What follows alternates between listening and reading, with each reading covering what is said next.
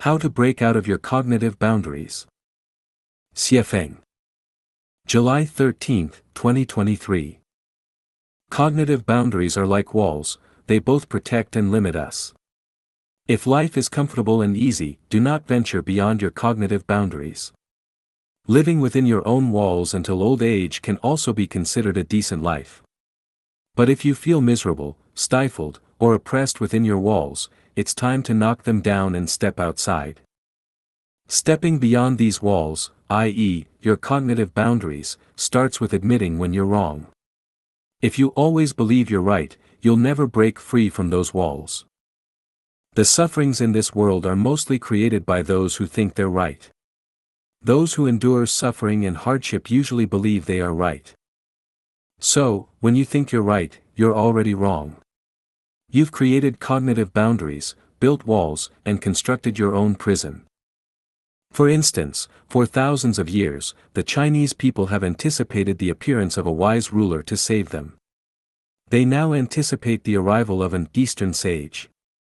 This is a cognitive boundary. Without breaking this boundary, they'll forever remain in confinement. Instead of considering solving problems through legality and procedures, they perpetually hope for a wise ruler or an Eastern sage to save them. It's not just ignorance, it's sheer folly. Change the country or immigrate. This represents a major breakthrough in the cognitive boundaries of Indians. Currently, 32 million Indians have renounced their Indian citizenship to become citizens of other countries. How do these Indians who have relinquished their birth nationality for other countries fare? The current Prime Minister of the UK, Sajid Javid, is of Indian descent. In the US, many high-ranking executives in major tech companies like Microsoft and Google are of Indian origin. In 1993, in Zimbabwe, I noticed nearly half of the shops in cities were owned by Indians. Similarly, in various places like South Africa, Mozambique, Angola, Ethiopia, Botswana, Tanzania, I found numerous Indians engaged in business. In 2016, visiting Pacific Island nations like Fiji and Vanuatu, I discovered many shops were run by Indians. In 2017, coming to Canada and staying in various cities, I found that the owners and staff in the hotels I stayed at were mostly Indians. Even at the Walmart supermarket, the managers and most employees were Indians. If these dispersed Indians hadn't ventured beyond their cognitive boundaries and stayed in their homeland, they wouldn't have achieved such success.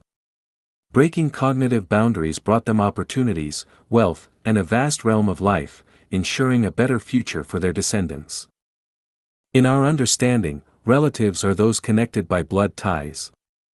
Without blood relations, they are not considered family. Consequently, we end up with only a few relatives in our lives. However, if we break this cognitive boundary and consider everyone close and intimate as family, irrespective of region or race, without categorizing by status or position, we realize that we can have numerous relatives in this life.